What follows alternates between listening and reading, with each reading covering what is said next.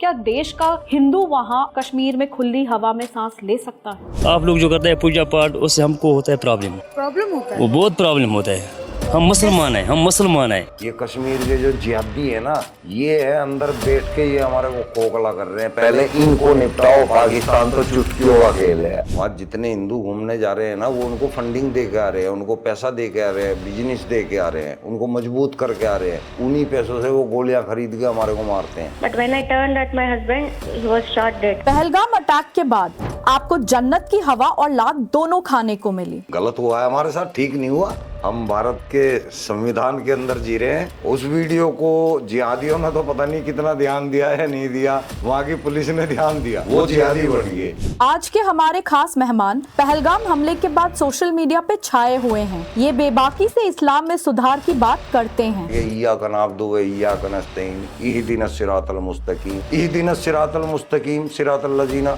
अनअमता अलैहिम। कौन है काफिर? आप भी काफिर हो, सिख ईसाई सब काफिर हैं। कुल या अय्युहल काफिरून, कह दो उन सभी काफिरों से। पूरा जो कुरान है ना, ये काफिरों का ही दुश्मन है। मज़ारों पे तो लोग जाते हैं, उनकी मन्नत पूरी होती है। ये मन्नत कुछ नहीं पूरी होती है, ये वहम है। मुसलमान जो सच्चा होगा वो इस देश का भला चाह ही नहीं सकता। कुछ लोग कहते हैं कि एक्स मुस्लिम के नाम पे ये ठगी करते हैं। तो स्वागत करते हैं सलीम जी का और जानते हैं इनका और इस्लाम का सच। अब स्वागत है, इतनी बात कह गए।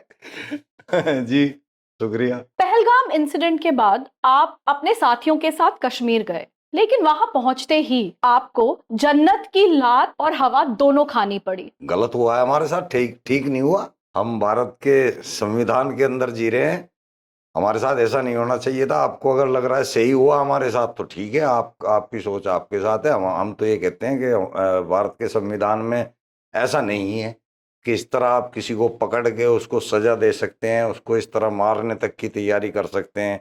ऐसा नहीं होना चाहिए, आपको भी खिलाफ होना चाहिए मेरे हिसाब से। तो सलीम जी, अगर आप हमारे ऑडियंस को एक्चुअली बताएंगे कि हुआ क्या था। हुआ तो ये था कि हम यहाँ से वो जो हत्याकांड वहाँ कश्मीर के अंदर हुआ था, उसको कंडेम करने के लिए गए थे। उसके बारे में जिहादियों को ये जताने गए थे कि हम भी कश्मीर आ रहे हैं और हमारे साथ भी करो ऐसा। हमने ये बात वीडियो में बोल ली है लाल चौक पे। उस वीडियो को जिहादियों ने तो पता नहीं कितना ध्यान दिया है, नहीं दिया। वहाँ की पुलिस ने ध्यान दिया, वो जिहादी बन गए। उन्होंने कानून की धज्जियां उड़ा दी। उन्होंने हमारे साथ बहुत ज़्यादा बर्बरता की, जो कि कानून के अंदर है ही नहीं है। चाहे हम हिंदू थे, चाहे हम मुसलमान थे, चाहे हम सिख थे, चाहे हम ईसाई थे, लेकिन संविधान हम सब के ऊपर एक ही है। उन लोगों ने वहाँ पे इस्लाम का संविधान कायम किया था हमारे ऊपर, तो गलत था। तो क्या ये सब जो ड्रामा था, ये आपने फेमस होने के लिए नहीं किया? क्योंकि उस समय के बाद ही तो आप सोशल मीडिया पर छाए हुए हैं। मतलब ये ड्रामा था, आपको ड्रामा लग रहा ये है? हम नहीं कह रहे, ये अच्छा। जनरल पब्लिक ऐसा बोल रही है। अच्छा, तो बहुत लोगों ने हमारी वीडियो भी देखी होगी जो हमारे हालात थे। तो मैं चाहता हूँ कोई और भाई अगर फेमस होना चाहता हो तो आ जाओ, तरीका अच्छा है, होके देख लो एक बार। हमें वहाँ मौत दिखाई दे रही थी, हमें उम्मीद ही नहीं थी कि हम जिंदा बचेंगे। वो तो वहाँ की पत्रकार ने गलती कर दी कि हमारी वीडियो डाल दी उसने। उसका मुझे नाम तो याद नहीं क्या है, बुसरा बुसरा करके कुछ ऐसा नाम है। उसने हमारी वीडियो डाल दी कि सलीम वास्तिक और उसका गैंग, उसके गैंग के 2 आदमी गिरफ्तार कर किए जा चुके हैं और उनका हिसाब किताब सेट किया जा रहा है। वो हमारे इंडिया के, हम तो यही कहेंगे कि हम उसे, अब इंडिया, मैं तो मानता नहीं कि वो इंडिया के अंदर है। अब इंडिया के लोग अगर मानते हो कि भाई कश्मीर इंडिया के अंदर है, तो वो ये बहुत बड़ी भूल है। हम तो देख के आए हैं कि वहाँ पे इंडिया का कोई हिसाब किताब नहीं, वो अलतकिया करते हैं, वो पाकिस्तान के पक्के गुलाम है। लेकिन सलीम जी, अगर हम इस पूरी मूवमेंट की बात करें तो बहुत सारे एक्स मुस्लिम्स जो हैं वो यही सब बोलकर हिंदुओं को ठग रहे हैं। मतलब ठग रहे हैं क्या? हम कुछ बेच रहे हैं क्या कि नकली चीज बेच दी?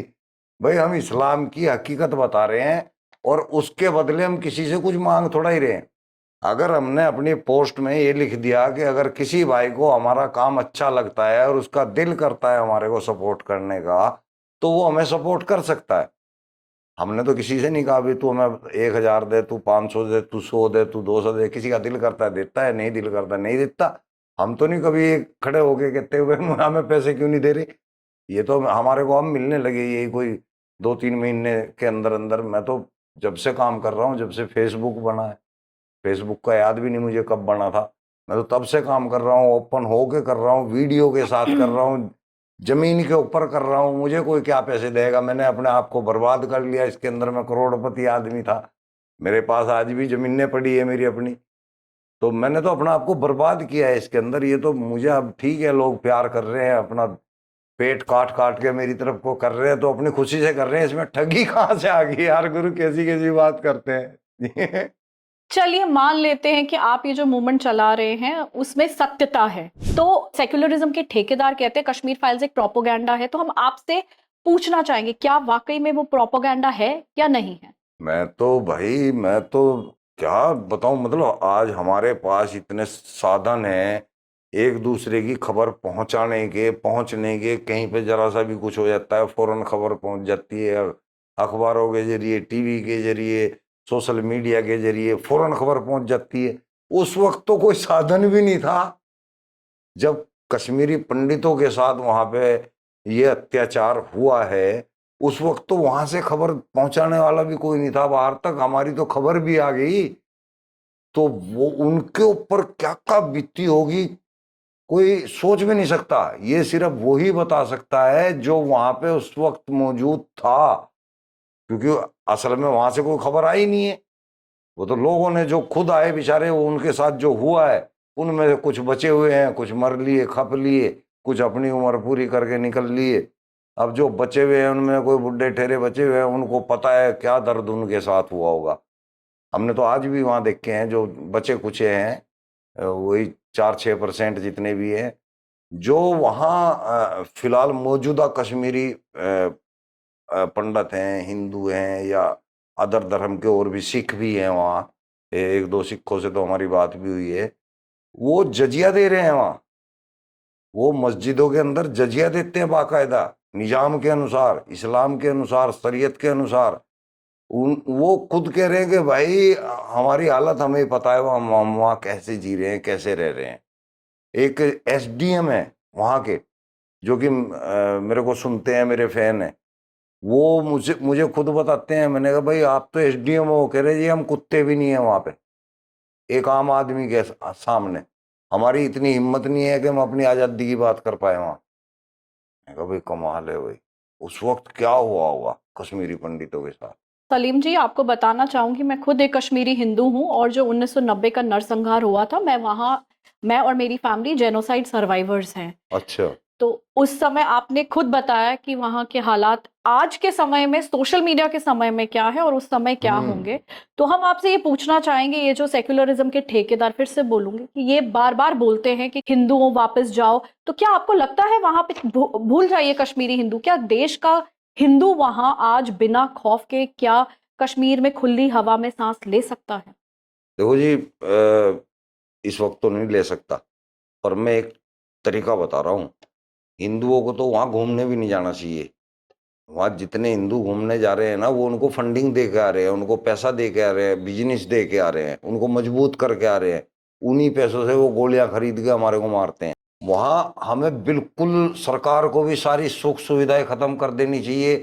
कश्मीरी अगर इधर कुछ बेचने आवे, पिट्टो उन्हें मारो, उनसे सामान मत खरीद दो, भगा दो उनको। जब साले भुक्के मरेंगे ना, अपने आप समझ में आ जाएगी। और फिर उनकी, ये सरकार को करना चाहिए, सरकार नहीं कुछ भी कर रही है। सरकार ये सोचती है कि पाकिस्तान दुश्मन है हमारा।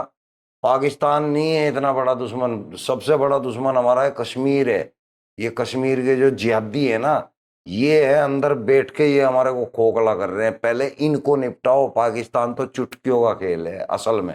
तो संविधान के अकॉर्डिंगली कैसे निपटा जा सकता है इनसे? भाई ये मेरे ख्याल से प्रधानमंत्री का काम होना चाहिए या राष्ट्रपति का काम होना चाहिए। मैं तो इस चीज़ को यही सलाह दे सकता हूँ कि वहाँ से एक तो जितनी भी पुलिस फोर्स है मुस्लिम, सबको हटा दिया जाए। जिस तरह एक बार इंडिया में से इंडिया की फौज के अंदर से मुस्लिमों को हटा दिया गया था, इस तरह से वहाँ के सभी मुस्लिमों को पुलिस फोर्स से और ऐसे अधिकारी पदों से फौरन हटा देना चाहिए। वहाँ पे हिंदुओं को तैनात करना चाहिए, फिर हमारे काबू में है समझो। जब तक आपने उनको बंदूकें दे रखी है और उनको हथियार दे रखे हैं, उनको अधिकार दे रखे हैं, तो फिर गया पाकिस्तान, खत्म है, हमारे से हमारे पास नहीं है। सलीम जी, हमें ये तो नहीं पता कि ये जो आपने सजेशन दिया है कितना वायबल है, लेकिन इससे पहले कि हम आगे बढ़ें, हम चाहते हैं कि आप हमारी ऑडियंस को बताएं कि एक्स मुस्लिम बनने से पहले आप क्या करते थे। पहले तो मैं मतलब इसी में इस्लाम के अंदर में ही था, हम्म। और रोजी रोटी के लिए भी यही दुकान चला रखी थी मैंने। मैं मजार पे बैठा हुआ था, मैं वक्फ बोर्ड के अंदर रहा, और मैं मौलाना था, और 3.5-4 साल तक मैंने इसमें खूब अच्छा पैसा भी कमाया, लोगों को धोखा दिया खूब बैठ के। ये तो जब मुझे समझ में आ गया कि मैं बुरा काम कर रहा हूँ, अच्छा काम नहीं कर रहा हूँ, तब मैंने सब छोड़ा है। उस टाइम से छोड़ा भी क्या, जब उन्होंने मेरे को वक्फ बोर्ड वालों ने हटा दिया तो अपना आप ही छूट गया। लेकिन मैं वहीं बैठ के लोगों को सच बताने लगा था कि कोई अल्लाह नहीं है, कोई मोहम्मद साहब पैगंबर नहीं है, और ये जो मज़ार पे यहाँ आप लोग आते हो, यहाँ कुछ नहीं है, जो कुछ हूँ यहाँ मैं हूँ। मैं लोगों को जो युक्ति देता हूँ उससे काम होता है, ये सब बताने लगा। वो आगे तक खबर चली गई उनके पास में, उन्होंने हटा दिया मेरे को। वक्फ बोर्ड से जब आपको हटाया गया तो ये आपके लिए ट्रिगर पॉइंट था इस्लाम को नकारने के लिए? नहीं नहीं, ये भी नहीं है। अभी ऐसा कुछ भी नहीं है कि मुझे कोई दुश्मनी हुई हो किसी से इस्लाम से, ऐसा नहीं है। मेरे तो ये हम मेरे अंदर का भी टूट गया ना। मैं भी तो अल्लाह को मानता था ना। हम्म। मैं भी ये सोचता था कि कुरान जिसने भेजा है वो अल्लाह, जिसने पूरी कायनात को बनाया है, मैं भी उसको तस्लीम करता था, और मैं उसकी जितनी भी होती थी इबादत करता था, थोड़ी या ज़्यादा जितनी भी करता था। लेकिन जब मुझे पता लगा कि कुरान अल्लाह की किताब नहीं है, तो मैं भी टूट गया ना। मैंने भी बहुत कुछ सोचा हुआ था ना, जन्नत जाएंगे, हूरें भी मिलेंगी, शराब की नदियाँ मिलेंगी, दूध की शहद की नदियाँ मिलेंगी, ये सब हमने भी तो सोचा हुआ था ना। तो ये सब टूट गया। अब मैं कहा यार, फिर हम काफिर, मुशरिक, मूर्ति पूजक, ये भी हमें इस्लाम में ही सिखाया जाता है। यार हम तो इनको बुरा आदमी समझते थे, हम तो इनको बढ़िया नहीं समझते थे, क्योंकि कुरान के अंदर लिखा हुआ है यार हम कितने बेकार आदमी थे। हम एक मखलूक को, अपने ही समाज की मखलूक को हम अपना दुश्मन सोचते थे, क्योंकि कुरान में ऐसा लिखा हुआ है, हदीसों में ऐसा लिखा हुआ है। फिर मैं कहा यार, कल को हमारे बच्चे भी इसी तरह होंगे, आगे उनकी पीछे नस्लें होंगी, वो भी ऐसे ही होंगे। तो अगर आज हम नहीं बताएंगे लोगों को, तो पिछले वालों को पता कैसे लगेगा? कोई तो आगे बताएगा असलियत। तो पता सबको है, इस्लाम के जो बड़े बड़े आलिम हैं, मौलाना हैं, हकीकत सबको पता है। तभी वे मदरसों के अंदर बच्चों के साथ गलत हरकत कर देते हैं, मस्जिदों के अंदर अभी ताज़ा ही अखबार में आया था, न्यूज में भी चल रहा है, मौलाना ने एक बच्ची के साथ में दुष्कर्म किया है, मदरसे के मस्जिद के अंदर ही किया है। तो इनको पता है कि अल्लाह वल्लाह कोई नहीं है, ये जानते हैं, लेकिन ये बता नहीं सकते, क्योंकि जिसको बताएंगे पहले तो वही धोएगा इसको कि तू हमारे अल्लाह के बारे में ऐसा बोल रहा है, और फिर इसका ये भी खत्म, आना जाना भी खत्म, पैसा हमारा भी हुआ है, इसी तरह हुआ है। तो इतनी हिम्मत किसी में नहीं है बताने की, हम हिम्मतदार हैं जो बता रहे हैं। आप ये कह रहे हैं कि किताब में लिखा है, हकीकत कुछ और है। मतलब अगर आप थोड़ा सा ये बताएं कि किस किताब में क्या लिखा है, कौन सी हकीकत, हम थोड़ा कंफ्यूज हो रहे हैं। कुरान के अंदर जो मुसलमान है, हम्म। जिसने ईमान को अपने अंदर दाखिल किया है, हम्म। कलमे का शरीक है, उसके अलावा जो भी नस्ल है, हिंदू, सिख, ईसाई, वो सब टट्टी है, नजस है। अच्छा। हाँ, ये कुरान में है। वो मार देने के लायक हैं, उनके साथ जंग करना जायज है हमारे ऊपर। सूरह तौबा की आयत नंबर 29। आप आयत कोट कर सकते हैं? हाँ हाँ, आप इस पर आएंगे, कुल या अय्युहल काफिरून, कह दो उन सभी काफिरों से। ये काफिरों के बारे में ही है सारा कुछ। पूरा जो कुरान है ना, ये काफिरों का ही दुश्मन है। पूरे कुरान के अंदर कत्लो किताल। अब ये कहते हैं कि कुरान अल्लाह की किताब है, फिर मैं कहता हूँ कि कुरान अगर अल्लाह की किताब है, अल्लाह ने इसको भेजा है, अल्लाह ने इसको बोल के सुनाया है, तो वो ये क्यों कह रहा है कि इय्याका नअब्दु व इय्याका नस्तईन इहदिनस सिरातल मुस्तकीम, कि इय्याका नअब्दु व इय्याका नस्तईन, हम तुझी से मदद मांगते हैं और तेरी इबादत करते हैं। इहदिनस सिरातल मुस्तकीम सिरातल लजीना अनमत अलैहिम, हमें उनके रास्ते पे चला जिन पे तूने इनाम अता किया। अल्लाह मियाँ क्यों कहेगा भाई ऐसा किसी को? अल्लाह मियाँ क्यों किसी और की इबादत करेगा? इस सूरे से ये पता लगता है। एक सूरे अगर हम देखते हैं जाके, सूरे लहब, तब्बत यदा अबी लहब व तब मा अगना अन्हु मालहु व मा कसब सयस्ला नारन जाता लहब अमरातहु हम्मालतल हतब फी जीदिहा हब्लुम मिन मसद।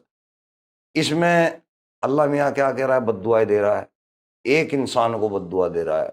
मोहम्मद साहब के जो चाचा है अबू लहब, उनको बद्दुआ दे रहा है कि टूट जाए अबू लहब के हाथ, तब्बत यदा अबी लहब व तब, नाश हो जाए उसका, बर्बाद हो जाए। मागनानु मालो व मा कसब, उसका धन उसके काम ना आएगा। मतलब ऐसी ऐसी बद्दुआएं दे रहा है। तो हमें पता लग रहा है कि अल्लाह तो कोई ईश्वरीय ताकत तो ऐसा ऐसा नहीं करेगी। जिसको उसने पैदा किया हो उसको बद्दुआ काहे को दे? वो खत्म करना तो कर ही देगा ना वो तो उसको। लेकिन वो बद्दुआएं देने पे आ गए, तो समझ में आ गया हमारे को कि बद्दुआ कौन दे सकता है? मोहम्मद साहब। क्योंकि सेम पॉइंट अबू लहब ने एक पहाड़ के ऊपर मोहम्मद साहब को कहा था कि भाई तेरे हाथ तोड़ दूंगा अगर तूने दोबारा ऐसी हरकत की। जब उसने कहा कि भाई मैं अपना आप को घोषित कर रहा हूं कि मैं पैगंबर हूं, अल्लाह ने मुझे पैगंबर बना के भेजा है, तो अबू लहब ने कहा कि तू हमारे को इतनी ऊंचाई पे टिल्ले पे चढ़ के ये बात बताने के लिए आया है? वो बोला हाँ। कह रहा आज के बाद ऐसी हरकत कर दी तो तेरे हाथ तोड़ दूंगा। मोहम्मद साहब को उसने बोला, अबू लहब ने। तब ये आयत आई थी, तब्बत यदा अबी लहब व तब मा अगना अन्हु मालुहु व मा कसब, यानी कि टूट जाए अबू लहब का। अब मोहम्मद साहब उसे बद्दुआ दे रहे हैं। तो किसकी किताब है? साफ नहीं पता चल रहा कि कुरान मोहम्मद साहब लिखवा रहे हैं। सारे फायदे इसमें मोहम्मद साहब के हो रहे हैं। जहाँ मोहम्मद साहब सेक्स के लिए परेशान हो रहे हैं, उनको दिक्कत हो रही है, वहां आयत आ जाती है सूरह अल अहज़ाब की 50, 51। जहाँ भी बेचारा फंसते हैं वहीं इनके लिए आयत आ जाती है फौरन कि भाई कर लो, ये हमने इजाजत दी है मोहम्मद साहब को, सब जायज है इनके लिए। पता लगता है कि कुरान मोहम्मद साहब की किताब है। मुसलमान फंसा पड़ा है। आज के ज़माने में भी अगर लोग ये सोचते हैं कि भाई इस तरह का अल्लाह हो सकता है, तो लानत है भाई। 8वीं 10वीं वाले को भी इतनी अकल आ जाती है, उसे समझ आ जाती है भूगोल की और सामाजिक ज्ञान की, कि पता लग जाता है कि इस टाइप का कोई ईश्वर नहीं हो सकता। तो इस्लाम ठुकराने के आपके इस फैसले पर आपकी जो फैमिली थी उनका क्या रिएक्शन है और क्या आज की डेट में वो आपके साथ है या आपके खिलाफ? अच्छा, ये बताने में मुझे मतलब दुख भी होता है, तकलीफ भी होती है जी कि मैं देखो मेरा कौन है, मेरे अपने ही तो मेरे अपने हैं ना। बिल्कुल। जो बीवी है, बच्चे हैं, बेटी है, रिश्तेदार हैं, ऐसे वक्त में जब कोई मुझसे सवाल करता है तो मुझे ये कहना पड़ता है कि हाँ भाई वो मुझसे दूर है, मुझे छोड़ दिया उन्होंने। कितनी बड़ी बुरी बात है, जबकि मैं गलत नहीं हूँ। मैं कहता हूँ कि भाई मुझे कोई जिस दिन भी गलत साबित कर देगा उस दिन मैं ये सब कुछ छोड़ दूंगा।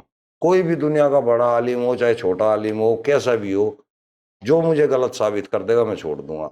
मेरे घर वाले मेरे को छोड़ के बैठ गए, यानी कि 4 समाज के लोगों के डर से। मैंने तो नहीं छोड़ा अपने घर वालों को। मैं तो आज भी तैयार हूँ, आज भी सब कुछ करने को तैयार हूँ, आज भी जो लेन देन है वो करता हूँ अपनी तरफ से। हैं, उनको शर्म आनी चाहिए, शर्म आनी चाहिए मेरे बच्चों को, कि उनको दुनिया को ये दिखाना चाहिए था कि हम खड़े हैं भाई अपने बाप के साथ में। अगर मान लो मैं अल्लाह को नहीं भी मान रहा, अल्लाह के खिलाफ कुछ बोल भी रहा हूँ, तो अल्लाह मियाँ देख लेगा मेरे को अपना आप। अल्लाह मियाँ ने जन्नत और दोजख इसीलिए बना रखी है कि बेटे का बाप से कोई वास्ता नहीं होगा। अगर बेटे ने अच्छे काम किए हैं तो वो जन्नत में जाएगा, बाप ने अच्छे काम किए तो वो जन्नत में जाएगा। दोनों में से एक ने जन्नत और दोजख के अलग अलग काम कर दिए तो उनका आपस में कोई वास्ता नहीं है। जन्नत भी सबकी अलग अलग है, तो वहां किसी का कोई रिश्ते नहीं चलेंगे, कोई रिश्तेदारी नहीं है वहां पे।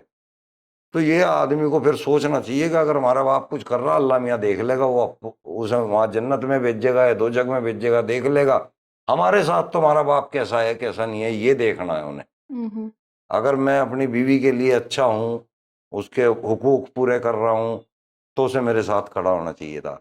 अगर मैं अपने बच्चे के हुकूक कर रहा हूँ पूरे, उसे मेरे साथ खड़ा होना चाहिए था। समाज को तो मैं अपना आप देख लूँगा। समाज जब आएगा ना बोलने कुछ उसे तो मैं अपना आप देख लूंगा। इतनी तो हिम्मत है जब ऐसे काम कर रहा हूँ, इस तरफ चौड़े में खड़ा हुआ हूँ तो कुछ गुर्दा होगा तभी तो खड़ा हुआ है, ऐसे थोड़ा ही। और मेरे तो बच्चों को पता है कि मेरे अंदर है कितना, तो उनको लानत है वो भाई। ठीक है चलो कोई बात नहीं। सलीम जी सॉरी, ये बहुत इमोशनल टॉपिक है और हम हाँ। समझ सकते हैं, लेकिन लोग ये भी कहते हैं कि आप जब अपनी फैमिली को कन्विंस नहीं कर पाए तो लोगों को कैसे कन्विंस करेंगे? नहीं, ये बढ़िया सवाल है। ये मुद देखो, ये एक ऐसी चीज है जो कि माइंडेड आदमी ही कैच कर सकता है, हम्म जिसके अंदर क्रिएटिव बुद्धि होगी ना, हम्म चाहे वो मेरा बेटा हो चाहे वो मेरा दुश्मन हो, हम्म जो सुनेगा, सुनने के बाद उसकी बुद्धि कितनी क्रिएटिव है उसके ऊपर बात है कि वो उसको समझ पाया कि नहीं पाया। तो मेरे परिवार में मेरे ख्याल से 2 बच्चे हैं ऐसे जो समझ चुके हैं। हम्म मेरी घरवाली भी, बाकी चलो मैं उनके बारे में बोलना नहीं चाहता, खैर स्किप करो। हम्म हकीकत यही है कि ये क्रिएटिव का मामला है, जिसकी बुद्धि होगी वो समझेगा, जिसमें नहीं होगी वो नहीं समझेगा। सैकड़ों आदमी हमें मुस्लिम खड़े कर चुके हैं, उनमें बुद्धि थी वो खड़े हो गए, और बहुत हो रहे हैं।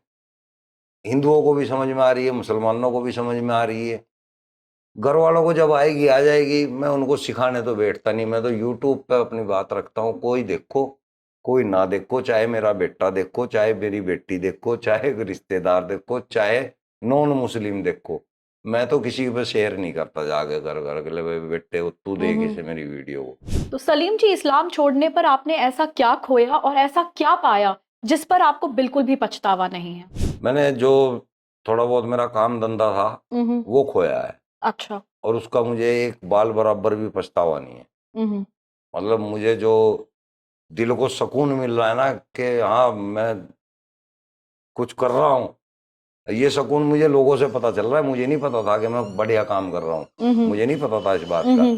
मैं तो ऐसे ही खाम वही पड़ी लकड़ी लेने वाला काम है, फेसबुक पे अपना लोगों को जो जानकारी थी वो बताने जा रहा था, बताता रहता था। मुझे ये नहीं पता था कि लोग मतलब इस तरह से मेरे को कोई महापुरुष बता रहा है, कोई कुछ बता रहा है।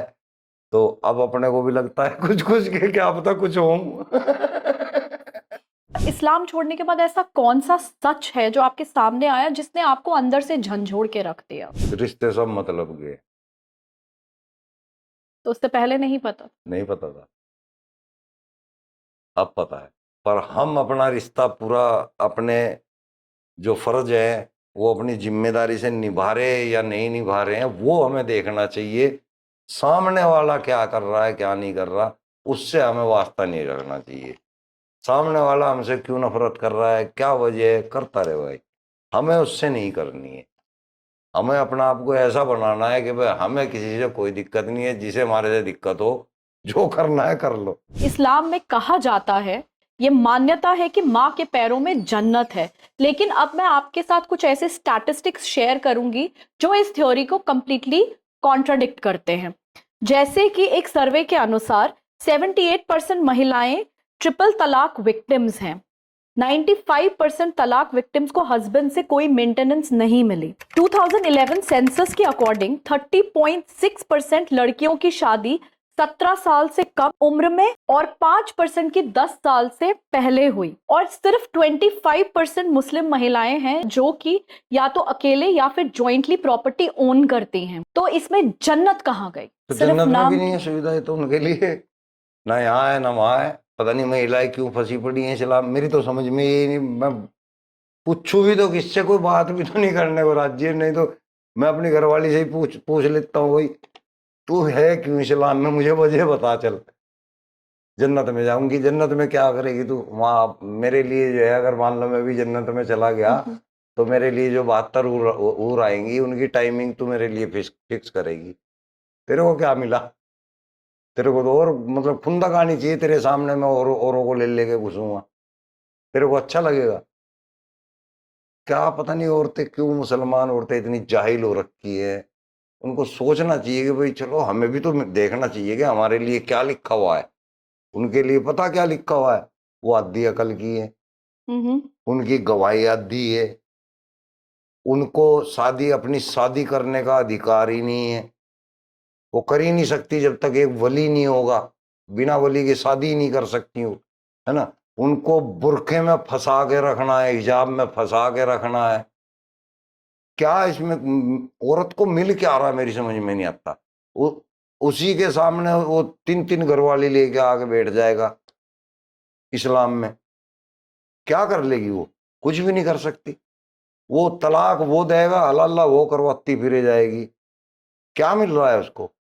किसी भी इस्लाम में घुसी हुई है वो। तो फिर महिलाएं प्रोटेस्ट क्यों नहीं कर रही हैं? पिटाई का हुक्म है इस्लाम के अंदर, पिटाई का हुक्म है। हदीसों के अंदर हुक्म है, अगर तुम्हारी औरत एक आवाज देने पे तुम्हारी ना सुने तो पहले तो उसको धमकाओ, धमकाने के बाद बिस्तर अलग करो, उसके बाद भी ना मानने तो फेंटी बजा दो उस पे। मारने का हुक्म है। कौन सी किताब में लिखा है? सही बुखारी की 103, 101, 102 हदीस नंबर। तो ये पिटाई जायज है, ये प्रोटेस्ट भी नहीं करती हैं? इन करेंगी कैसे, बता तो रहा हूँ। अगर ये करेंगी तो फिर ये रह नहीं पाएंगी ना, मुसलमान नहीं रह पाएंगी वो। इस्लाम ही ऐसा है उसको पता है कि 4 शादियां कर लेगा फौरन। थोड़ी सी भी अगर उसने गलती की तो दूसरी शादी करने भाग जाएगा। इस्लाम में इजाजत है दूसरी की भी, तीसरी की भी, चौथी की भी। इसलिए हिम्मत नहीं करती लड़की औरत वहाँ पे। बहुत सारी जो अरबी मुल्क हैं या मुस्लिम देश है, वहां पे 4 शादियां बैन है। जहाँ शरीयत कानून है वहां पे बैन नहीं है। जैसे कि अभी तो है भी नहीं ना शरीयत, सऊदी से भी खत्म हो गया, पाकिस्तान के अंदर है जी। तो वहां पे पाकिस्तान के अंदर 4 शादियां कर सकते हैं। इंडिया में तो हमारा तो कानून संविधान है ना, यहाँ तो इसलिए नहीं कर सकते। इस्लाम में बुर्के की क्या महत्ता है? मैं ये इसलिए पूछ रही हूँ क्योंकि जॉर्डन की रानी रानिया अल अब्दुल्ला, जो प्रॉफिट मोहम्मद की डायरेक्ट डिसेंडेंट की फैमिली से हैं, हमने उन्हें कभी भी बुर्के में नहीं देखा। बुर्का इस्लाम के अंदर है ही नहीं है। बुर्का इस्लाम का हिस्सा है ही नहीं है। मुसलमानों ने जबरदस्ती बना लिया बुर्का। वजह क्या है मैं बताता हूँ। जिले लाभ जी। होता है एक, जिले लाभ, हम्म। जिले लाभ का हुक्म है कुरान के अंदर। वो जिले लाभ होता है यहाँ तक ढकने का, ये ऐसे मास्क की तरह। हाँ, वो बांध सकते हैं हम।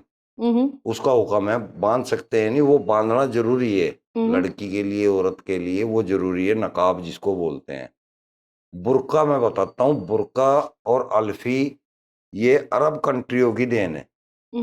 अरब के अंदर लोग औरतें जो है, लेडीज जो है बुर्का पहनती है, और जो आदमी है वो अल्फी पहनते हैं। वो भी बुर्के जैसी होती है। जो अल्फी होती है ना, वो भी बुर्के की तरह ही होती है, पूरी ऊपर से लेके नीचे तक। वो इसलिए पहनते हैं कि वहां पे रेतीला माहौल है और हवा में रेत आती है। वो रेत जब शरीर पे लगती है तो शरीर को नुकसान पहुंचाती है, चमड़ी को नुकसान देती है, और कपड़े भी गंदे होते हैं जल्दी। इसीलिए वहां के लोग सर भी ढक के रखते हैं। वो कुकर का ढक्कन सा ऊपर से लगा लेते हैं कि हवा से निकल ना जाए। वो इसीलिए ढक के रखते हैं ताकि रेत ना घुसे। ये वजह जो लिबास है ना, ये सिर्फ रेत की वजह से अरब कंट्रियों के अंदर था। ये लोग पूरे हिजड़े हैं, नकल करते हैं, बिल्कुल मुसलमान बनते हैं। असली बनने के चक्कर में बुर्खा भी इन्होंने अपना लिया। और भाई वहाँ बुर्खा जो है रेत से बचने के लिए, ये इस्लाम धर्म का नहीं है। इस्लाम धर्म का जिले लाभ है बस, खाली उसको कोई भी नहीं लगाता। तो मतलब जो बुर्के का कॉन्टेक्स्ट है वो जोग्राफिकल है, रिलीजियस नहीं है। वो रिलीजन से नहीं है, उसका धर्म से कोई वास्ता ही नहीं है, मजहब से कोई वास्ता ही नहीं है। वो जरूरत है वहाँ की। अगर ये रिलीजियस कॉन्टेक्स्ट नहीं है तो भारत में राना अयूब और आरफा खानुम जैसी मुस्लिम हितैषी महिलाएं कर्नाटक की मुस्कान को बुर्का पहनने के लिए उकसाती हैं।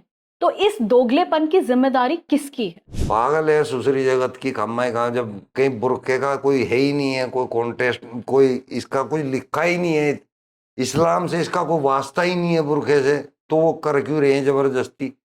और अब कर रही है तो इस्लाम के नाम पे कर रही है, इसलिए सामने वाली भी मजबूर है क्योंकि उन्होंने नाम इस्लाम का ले रखा। तो ये सब जो है, जो ये मुल्ले मौलाना, ये मुफ्ती, इनकी गलती है सारी।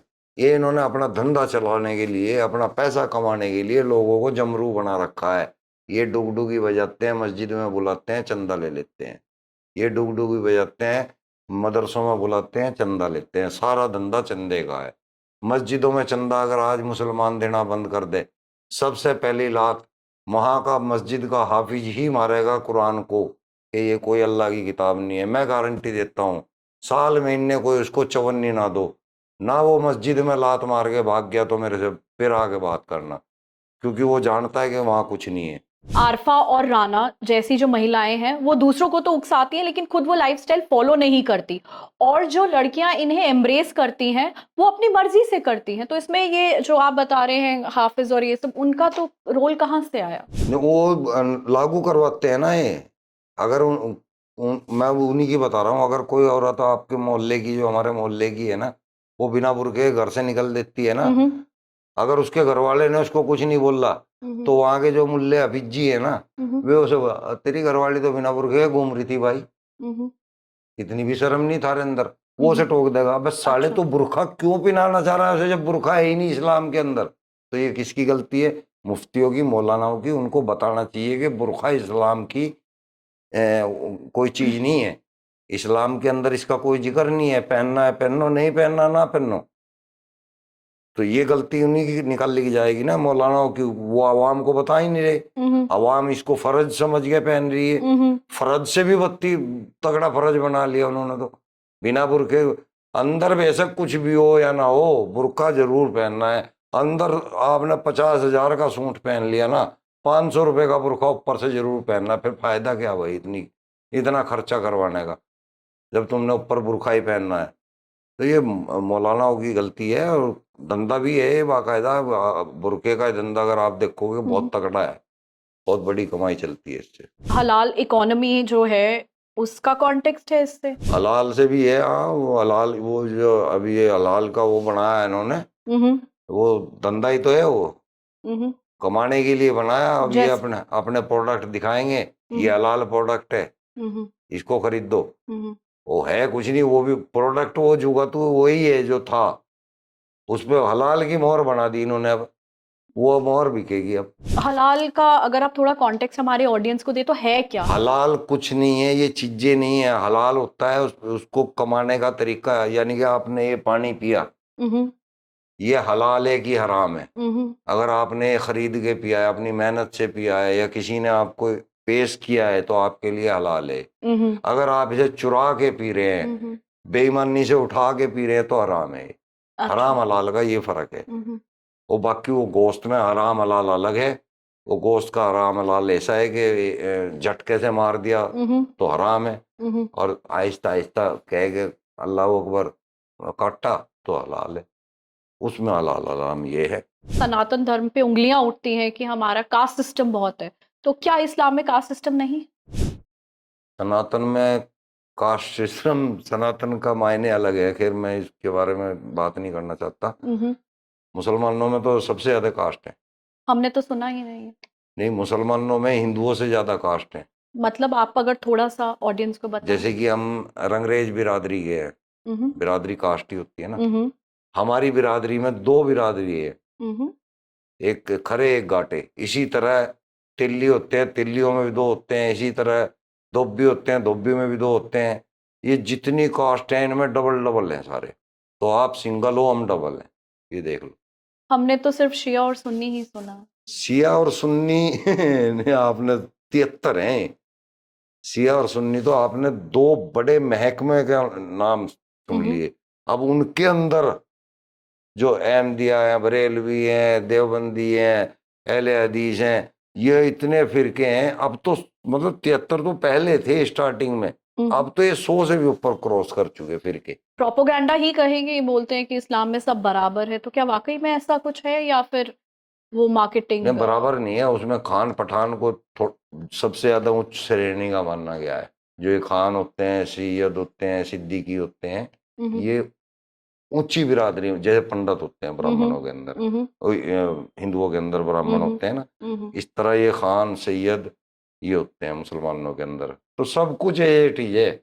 आप कुछ भी, आप किसी भी चीज के बारे में पूछेंगे ना, मैं आपको पूरा बराबर कंपेयर करके दिखा दूंगा कि देखो हिंदू के अंदर सेम इस तरह है, मुसलमानों का सेम इस तरह है, बिल्कुल बता दूंगा। आप इनकी नमाज में पूछ लो, हज का पूछ लो, रोजे का पूछ लो, सब ये सनातन का ही चुराया हुआ है। सब कुछ सनातन का, पगान का, जुडिज्म का, क्रिश्चियनिटी का, ये यहीं से उठाया हुआ सब कुछ। इनका अपना कुछ भी नहीं है। इनका अपना सिर्फ वो है कि काफिरों को मार दो, काफिरों को लूट लो, इनको लोंडिया बना लो, इनको गुलाम बना लो, इनसे नफरत करो, इनसे दोस्ती ना करो। ये है इनका इस्लाम का तो अपना, बाकी सब चुराया हुआ है। अगर कास्ट सिस्टम इस्लाम में है तो ये जो उम्मा का जो कॉन्सेप्ट है, क्या वो असली है कि नकली है? मुस्लिम वो ब्रदरहुड का जो वो कॉन्सेप्ट है, ऊपर की बकवास है, वो अंदर तो कास्ट है ना। फॉर एग्जाम्पल जब पैलेस्तीन में कुछ होता है, गाजा में कुछ होता है, तो यहाँ जो हमारे हिंदुस्तानी मुस्लिम्स है वो सड़कों पर उतर आते हैं ब्रदरहुड के नाम पर, तो उनके लिए प्रोटेस्ट करते हैं, गाजा वालों के लिए 3000 मील दूर। तो ये गलती नहीं देखते हैं। ये टोपी टोपी वाले सब भाई भाई है, अंदर से ना ये सब भाई भाई हैं। ये पाकिस्तान के भी इतने खरे हैं, जबकि पाकिस्तान हमारा दुश्मन है। और गाजा हमारा कौन सा दोस्त है ना। उसने, गाजा ने पहले बुरा काम किया, उसके साथ में कौन सा देश है वो, इजराइल। इजराइल।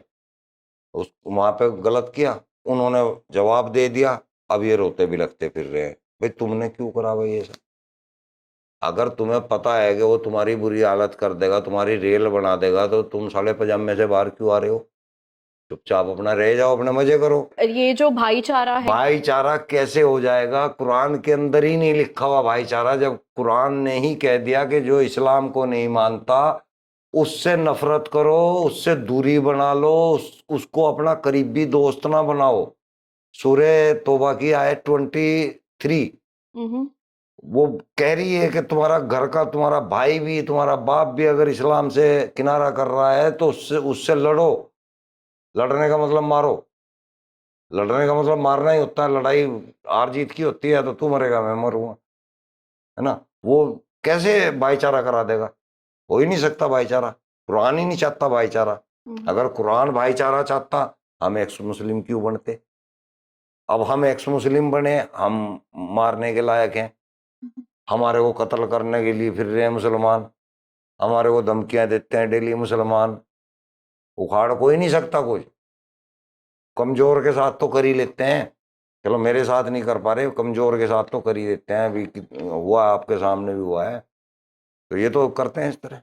ऑपरेशन सिंदूर के बाद ओवैसी साहब आजकल भारत में एक हीरो बने हैं, लेकिन अगर आप उनकी पार्टी का रिकॉर्ड देखें, उनकी जो बयानबाजी है और जो ओवैसी साहब बाहर जाकर जो बयानबाजी कर रहे हैं, दोनों में बहुत डिफरेंस है। तो क्या वो अलतकिया है? हाँ हाँ, अलतकैया ही कर रहे हैं। वो ही नहीं, सभी मुसलमान अलतकैया करते हैं। ये अंदर से कुछ और होते हैं, बाहर से कुछ और दिखाते हैं। इनको जब मौका मिलता है ना, तब ये इस्लाम के साथ खड़े होते हैं खुले आम। जब तक इनको मौका नहीं दिखता, ये अलतकैया करते हैं। ये दिखाते हैं कि हम अपने इस देश के साथ हैं, हम इस देश के साथ हैं। मुसलमान जो सच्चा होगा वो इस देश का भला चाह ही नहीं सकता, क्योंकि मोहम्मद साहब ने खुद बयान किया है कि मेरे 2 गुट होंगे। एक गुट वो होगा जो ईसा इब्ने मरियम के साथ होगा, दूसरा गुट वो होगा जो भारत पर आक्रमण करेगा और उसको बर्बाद करेगा। वो मेरा दूसरा गुट होगा, वो जन्नत में जाने वाला गुट होगा। तो मुसलमान कैसे कर लेगा भाई? भारत का साथ मुसलमान दे ही नहीं सकता। जिसने पढ़ लिया वो तो दे ही नहीं सकता, जिसने नहीं पढ़ा वो अनजान है, उसको पता ही नहीं है कि भाई ऐसा भी लिखा हुआ है, मुसलमान के ऊपर ऐसा फर्ज है। तो ये तो अलतकिया, क्या इसने पढ़ा नहीं होगा? इसने, ओवैसी ने नहीं पढ़ रखा होगा, इसने जरूर पढ़ रखा होगा ना। उनकी इसको पता है पार्टी ये का नाम भी तो वैसा अलतकिया ही है। हमारे खून में है, ये हमारे खून के अंदर है। अब मैं भी कर सकता हूँ अलतकिया, लेकिन मुझे जरूरत नहीं है। हम सच का सामना करते हैं और करवाते हैं। आपने अभी मोहम्मद साहब के बारे में फिर से ऐसी बात की जिससे हमें ऐसा लगता है कि आपकी उनसे कोई पर्सनल दुश्मनी है। मोहम्मद साहब से जी। वो बेचारा कब कहा था, मैं आज हूं, मैं उसे बेचारा कह रहा हूँ, लानत है मेरे पे। पता क्या, देखो आपको उनकी सिफत बताता हूँ, कितने बेहतरीन इंसान थे। एक इब्ने अब्बास जो उन्हीं के सहाबी थे, इब्ने अब्बास, उनके घर पे गए तो उनकी 2.5 साल की दूध पीती हुई बच्ची रेंग रही थी, खेल रही थी घुटनों के बल। उसको देख के मोहम्मद साहब बोलते हैं कि अगर ये बच्ची मेरी जीवन में मेरे जिंदा रहते जवान हो गई तो मैं इससे निकाह करूंगा। क्या कोई अच्छा शख्स देख, दूध पीती हुई बच्ची को देखकर ऐसी बात बोल सकता है? उसको आप अच्छा शख्स मानेंगे? फिर अगर आपकी कोई बच्ची 1.5 साल की, 2 साल की, 2.5 साल की आपके पास खेल रही हो और मैं उसको बैठ के देख के ये कह रहा हूं कि भाई ये जवान होगी तो मैं इससे शादी करूंगा, मेरा ध्यान कहाँ था? उसकी कौन सी जगह पे ध्यान दिया उसने, मोहम्मद साहब ने? किस जगह पे उसका दिमाग गया? यार 2-2.5 साल की बच्ची, प्यार करने को दिल करता है, गोद में खिलाने को दिल करता है, उठाने को दिल करता है, पुछ पुछ करने को दिल करता है।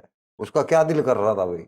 ये किताब नंबर मुसन्नद अहमद, हदीस नंबर 26,870, ये पूरा किस्सा वहां पे लिखा हुआ है। फिर दूसरा हम सुनाते हैं। हर किसी को पता है कि हजरत आयशा जो है उसकी उम्र 6 साल की थी जिस वक्त निकाह हुआ, लेकिन जिस वक्त मोहम्मद साहब ने उससे मांगी उस वक्त उसकी उम्र 3 साल के लगभग थी। 3 साल की बच्ची गोद में ही होती है ना। उस 53 उस टाइम होगा वो 49 या 50 साल का मोहम्मद साहब, जिस वक्त उसने आयशा का हाथ अपने लिए मांगा। भाई यार, गोद में बच्ची है यार, गोद में बच्ची को तू अपने शादी के लिए, तेरा दिमाग है क्या है? तू पीडोफोलिया क्या बोलते हैं इसको? कितना गंदा! ये अच्छे आदमी की निशानी है भाई। अगर आप चलो जवान हो, खूबसूरत हो, देखने में अट्रैक्टिव लग रही हो, अगर मैंने आपको कह दिया, मैं आपसे 8-10 साल बड़ा हूं, मैंने आपको कह दिया, एक लॉजिक भी लगता है कि भाई ठीक है भाई, खूबसूरत लग रही है, हो सकता है इस आदमी को अपने लिए अच्छी लगी हो, बोल दिया, जचती है बात, है ना? वो 2 साल की, 2.5 साल की, 3 साल की बच्चियों के ऊपर मतलब ऐसे हो जाता था। एक चौक पे एक लेडीज खड़ी हुई थी, खातून खड़ी हुई थी। मोहम्मद साहब उधर से निकले तो मोहम्मद साहब ने जब उसकी तरफ को देखा तो अगले का मूड बन गया। अब अगला भागा भागा घर गया वापस, जाके जैनब के पास फिर हम बिस्तरी की, फिर जाके तसल्ली हुई। ये पैगंबर था भाई, जो राह चलती औरतों को देख के उस पे कंट्रोल नहीं होता था, वो इंसान था भाई, वो पैगंबर था भाई। फिर एक मारिया अल-किब्तिया, जो कि मिस्र के एक राजा ने उसको गुलाम भेंट की थी।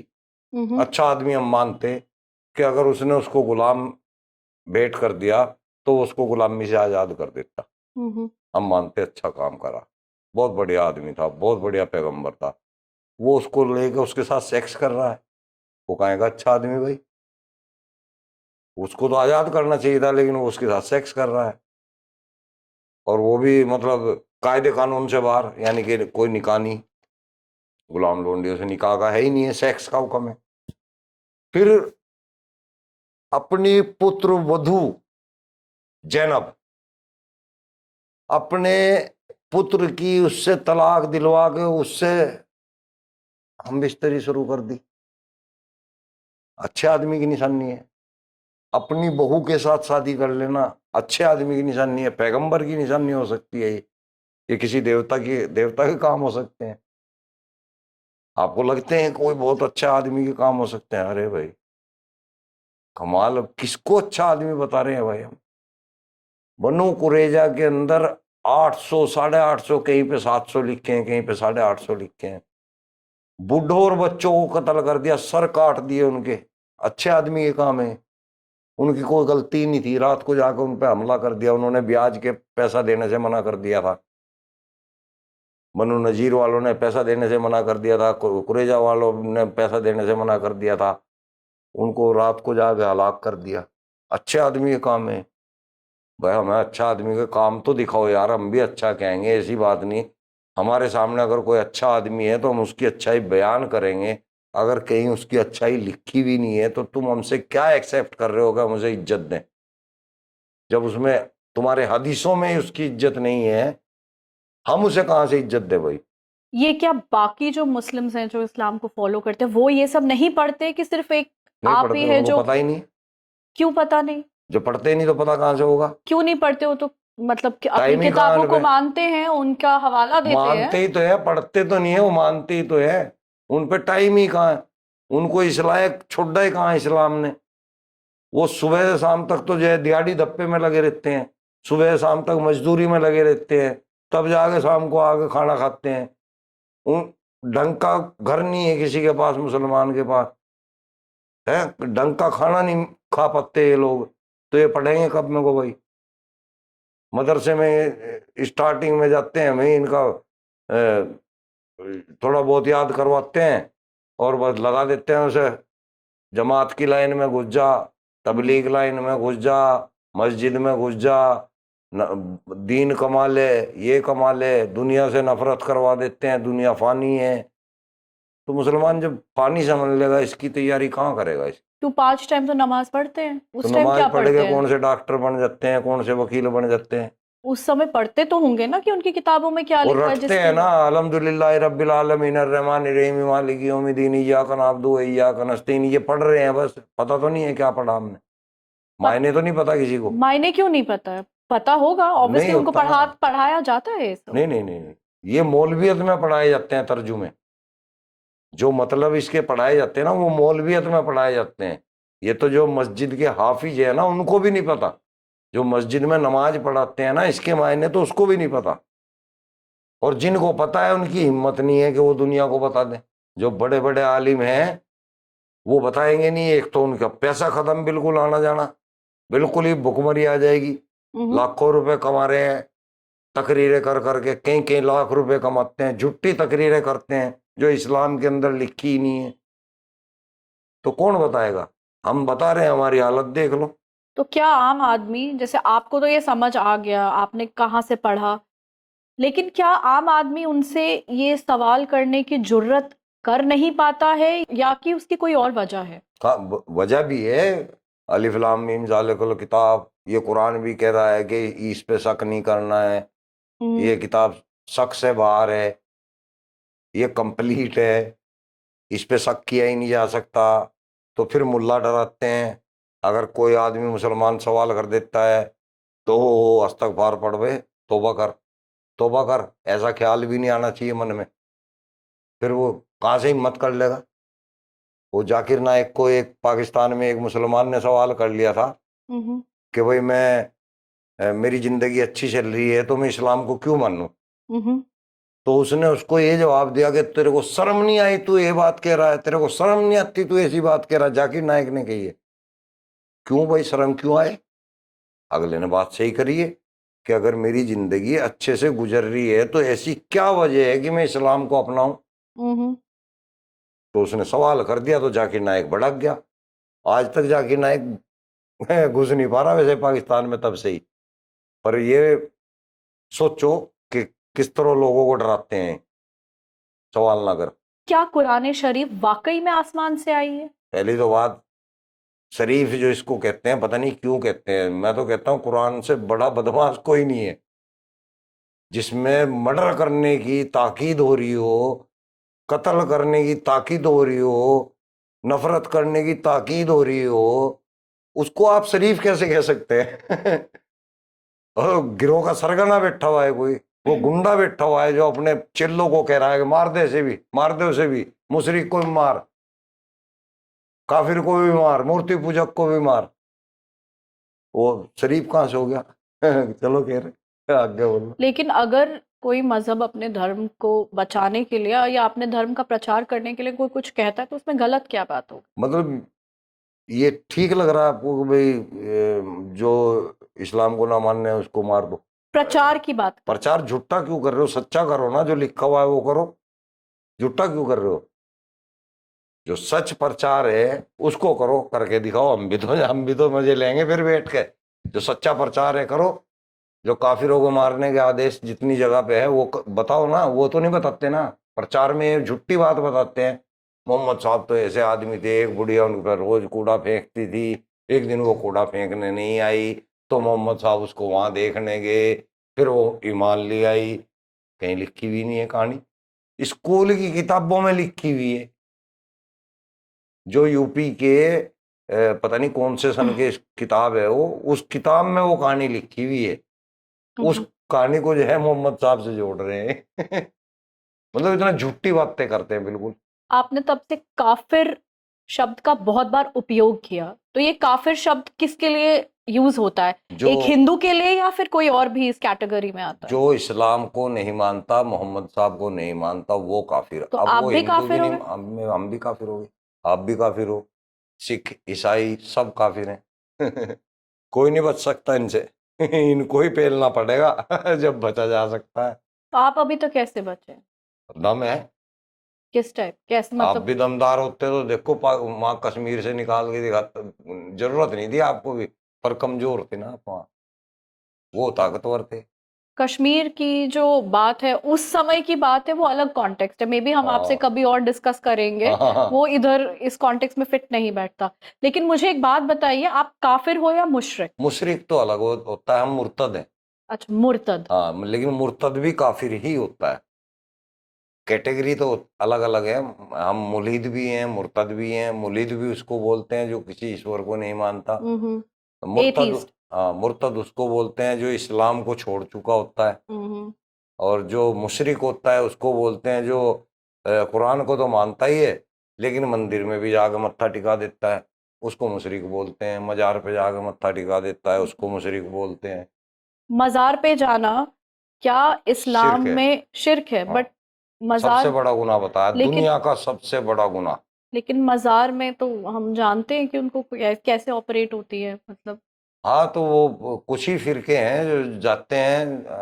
हमारा फिरका तो जाता नहीं है, खैर। वो अलग है।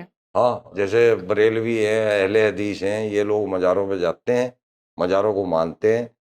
लेकिन जो देवबंदी फिरका है और शिया फिरका भी नहीं मानता। लेकिन अगर मज़ारों की बात करें तो यहाँ तो गली-गली मज़ार है। इनफैक्ट आप अगर देखेंगे, कई तो बीच सड़कों में मज़ार है, रेलवे प्लेटफ़ॉर्म्स पे मज़ार है। तो इसका असल कोई महत्व तो, असल रिलीजियस में आप महत्व तो, लोग इसे मज़ार कहते हो, हम सिद्धम सिद्धि दुकान कहते हैं। ये दुकान है, खुद मतलब खोली हुई है, यहाँ धंधा कर रहे हैं, दुकान खोल रहे हैं। मैंने भी खोल ली है, मैंने भी चलाई है, तो मैं तो दुकानदार रहा हूँ ना। कितनी सारी मज़ारों पे तो लोग जाते हैं, उनकी मन्नत पूरी होती है, वो वहाँ अरे जाके उसे। मन्नत वन्नत कुछ नहीं पूरी होती है, ये वहम है, किसी का कुछ पूरा नहीं होता। अपने करने से पूरा होता है। हम वहाँ बैठे हैं और लूटपाट करने के लिए, वहाँ पे जितने भी खादिम लोग बैठे होते हैं, इनका काम है लोगों को ठगना, किसी का तबीज बनाना, किसी को झाड़ा करना, किसी को फूंक मारना, किसी को कोई दवाई बता देना, किसी को कुछ बता देना, किसी के लिए दुआ कर देना। ये सब दुकानदारी है वहाँ पे। आपके लिए आगे क्या? मेरे लिए आगे अब कुछ बचा ही नहीं है, सबको छोड़ दिया, सब छूट गए, अकेला बचा हूँ। यही काम है, करता रहूंगा जब तक कोई मार नहीं पाएगा, तब तक। मार तो नहीं पाएगा, जब तक जिंदा रहूंगा तब तक तो करता ही रहूंगा। चाहे अपनी जगह फिर 50 मारने पड़ जाए, मार दूंगा, अपना आप को जिंदा बचाऊंगा। तो आप जो ये काम कर रहे हैं, आप इससे पीछे नहीं हटेंगे? मतलब ही नहीं बनता, अपनी एक फैमिली सच के है लिए जो भी पकड़ नहीं? लिया, मैं इसी के लिए पैदा हुआ हूँ। अपनी फैमिली के लिए भी नहीं? मुझे किसी से कोई वास्ता मतलब नहीं। मेरी पूरी वर्ल्ड मेरी फैमिली है, पूरी दुनिया मेरी फैमिली है, इंसान कौम मेरी फैमिली है।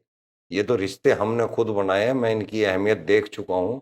जब मैंने आपको खुद बता दिया कि मैं बेटे की भी देख चुका हूँ, बेटी की भी देख चुका हूँ, औरत की भी देख चुका हूँ, भाइयों को भी देख चुका हूँ, तो मेरे लिए रिश्तों की कोई कोई अहमियत नहीं है। जो मेरे लिए सामने वाला जैसा सोचेगा, दिल के तार है, ऐसे ही मेरी तरफ से चलेंगे। आपका बहुत बहुत धन्यवाद सलीम जी कि आज हमारे पॉडकास्ट पर आए और आपने दिल खोलकर अपना पक्ष रखा। अब ये जनता को डिसाइड करना है कि सलीम जी पर जो लोग इल्जाम लगते आ रहे हैं वो सच है कि वो गलत है। और सलीम जी जो काम कर रहे हैं, आप उसमें उनका सपोर्ट कर रहे हैं, करते हैं या नहीं करते, कमेंट करके हमें जरूर बताएं। और साथ ही साथ इनका परिवार इनसे छूट गया है, तो इनकी फैमिली के लिए आप क्या संदेश देना चाहते हैं वो भी कमेंट करके हमें जरूर बताएं। जय हिंद, जय भारत।